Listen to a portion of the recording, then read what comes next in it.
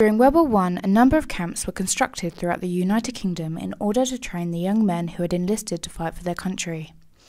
Among these camps was a long-forgotten part of history of the local area, Shoreham Army Camp. The Shoreham Army Camp was built in and around the area of Buckingham Park. Now most of it is buried beneath the A27 and privately owned farmland. The project of discovering more about the camp and the men who were trained there is crucial to remembering history and the story of the many soldiers that fought for our freedom. We began our initial research in a small area of where the camp used to be. Justin Russell from Archaeology South East was on hand, as well as Luke Barber from the Sussex Archaeology Society to guide us through the process of marking grids and sweeping the area with metal detectors. During the morning of metal detecting, we found construction materials such as nails, a window latch that would have been a part of one of the huts, as well as metal hoops from soldiers' rucksacks and a button that was later confirmed to be from a South African soldier's uniform, offering us the information that South African soldiers were also based at Shoreham for some time. After finding the interesting artefacts during the metal detecting at Slonk Hill, we decided to look more into the camp itself and some of the soldiers that were based there for training. At first, we visited Worthing Museum and the local library to see if there were any specific details about the camp, but also about the First World War itself. At the museum, we saw some of the posters that would have been placed around Shoreham and Worthing in order to encourage men to volunteer for the army. Well, but the first thing that struck me was the detail. Now, you found buttons at Slonk Hill, but those were for like shirt buttons or for greatcoat buttons. This is for the distress tunic here. You can actually see it's got the insignia of the Royal Sussex Regiment on there as well. This led us to begin thinking about what the locals of Shoreham knew about the First World War and the camp that was based in their local area. We also learnt about the changes that happened to the economy of Shoreham and Brighton by having thousands of soldiers living and spending money there, making it the town that we see today. After learning new information about the camp and the local areas surrounding it, we began to conduct interviews with the general public about what they knew, some of which even gave us more information about the history of the local area that we didn't know ourselves. Have you ever heard of the Shoreham Army Camp? No. No. Oh, was that in Buckingham Park? yes, it was. Yeah. Oh, sorry, I've never heard of it. Ah, yeah. I think they also had the same during the First World War. Yeah, it's First World War and Second World War, and it was Lots of tents. Yeah, there was thousands of soldiers that came to Shoreham, and it's kind of made the town how it is. Where did you hear of the Shoreham Army Camp? Local history. Just local reading history. local history books. Oh, okay, brilliant. All I knew was the Green Jackets pub, which was there, which was much further back in Napoleonic times, I think, where the Green Jacket regiments were based there, which was a military regiment. And that's what the pub was called, but that's like 200 years going back. So, but no. Oh, so are you generally interested in history as a general public? Sort of? We are, yes. Have you ever heard of the Shoreham Army Camp? Yeah. Yeah?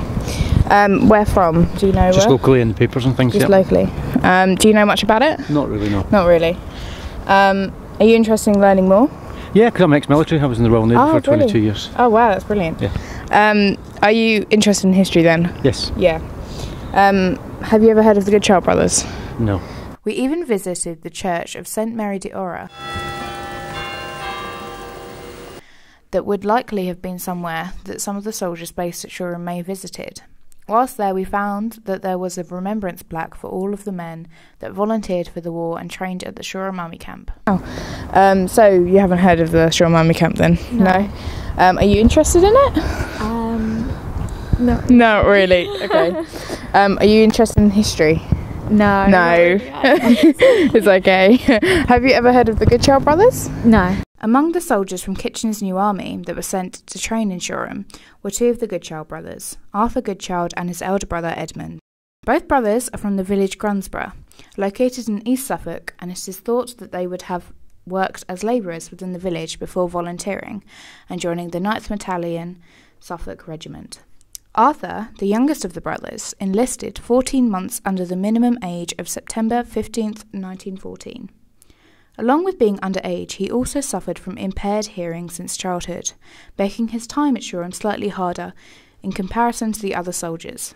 Between them, Arthur and Ned tell a lot to their mother of the camp at Shoreham, giving us a small insight into what it was like to live and train at the Shoreham Army Camp. We are up here high and can see miles out to sea, and nearly all over Brighton. This is a small but pretty town. Its biggest part of low bedroom houses, painted red and white. We go down to the seaside and bathe sometimes. We are in tents down here. There is about 15,000 of us, 16 in each tent. Initially, the soldiers were camped on Slonk Hill, but with a couple of weeks had moved to Buckingham Park. Ned's first impression of Shoreham was that it is no bigger than Woodbridge, and we can hardly move for soldiers. And there is 10,000 more to come. Tents look to reach miles out. In comparison to Arthur, Ned spoke about the conditions in more detail, reporting that they have got floors for tents, but we are getting rain here now. There is plenty of slush here now. 2 weeks later, anyone wants the best of health to stand in this tent now. Whereas Arthur chose to write about the amount of food they were supplied, seemingly to calm his mother about how they were keeping. There's 14 in our tent now, and we have 7 loaves of bread a day, plenty of cheese, butter and jam. We have sausages for breakfast, sometimes bacon. We have hot beef and potatoes for dinner.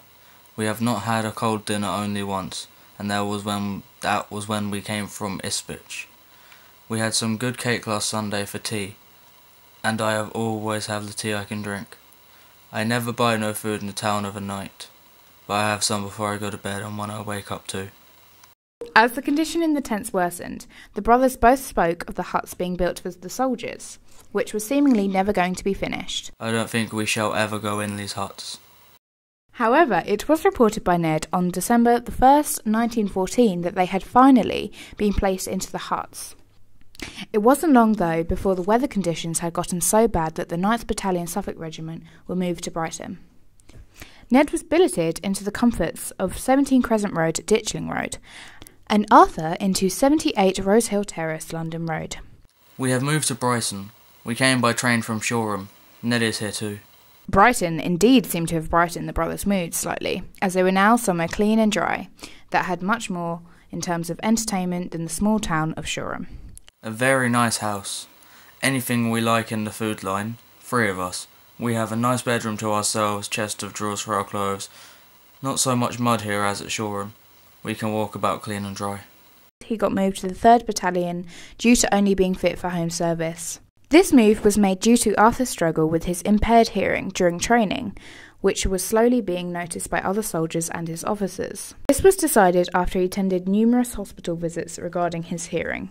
The move was well received from his mother, as there was now less worry about him being shipped to the front line. However, Arthur was disheartened to be leaving a young girl he had fallen heavily for in Brighton, Dolly. After being at Felixstowe on the 27th of July 1915, Arthur was shipped to France to join the 1st Battalion in order to experience life in the front lines. After a week, the 1st Battalion was shipped towards Egypt and then Salonika. He remained in Salonika for 5 months before suffering an injury and arriving back in England late June 1916. Being placed in 2nd Eastern General Hospital in Brighton, happily being close to Dolly once more. Dolly is coming to see me Sunday afternoon. However, nothing more is known of Dolly after this. Arthur's letters stopped in July 1916 when he returned home. Ned's story is vastly different to his younger brother's, resulting in his unfortunate death. Towards the end of June 1915, the battalion left Shoreham, marching towards Blackdown Camp near Farnborough. After leaving Blackdown Camp, Ned and the 9th Battalion were moved to Elite, where they were moved to farm buildings, where he undoubtedly found a likeness to the French countryside in comparison to that of Suffolk. I and Sutton are both writing together in Yorkshire, in a shade of my old apple tree. The trees are full of apples, and there are some trees nearly smoothed by mistletoe. The berries aren't just showing themselves, as it looks as if there will be plenty for Xmas here. After he wrote what was one of the longest letters, he marched to the Battle of Lewes. After surviving the Battle of Lewes considerably, the largest offence from British soldiers, the battalion spent the last 2 months of 1915 in Belgium. Ned's last letter to his mother was written on the 15th of December, which closed with, "Wishing you all every success for a Merry Christmas and a prosperous Happy New Year." On the 19th of December 1915, Ned was killed in a gas attack by the Germans in the trenches. His commanding officer wrote to his mother the day after his death.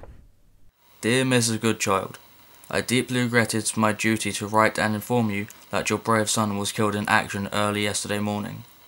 It grieves me greatly to have to write the sad news, and I hope it will be a little consolation to know that he died bravely under most trying circumstances.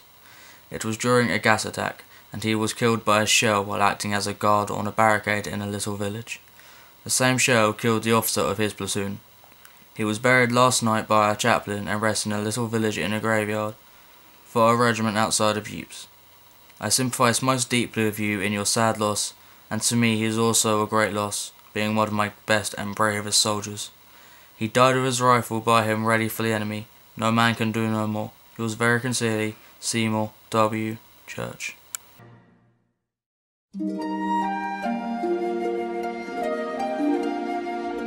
Thank you.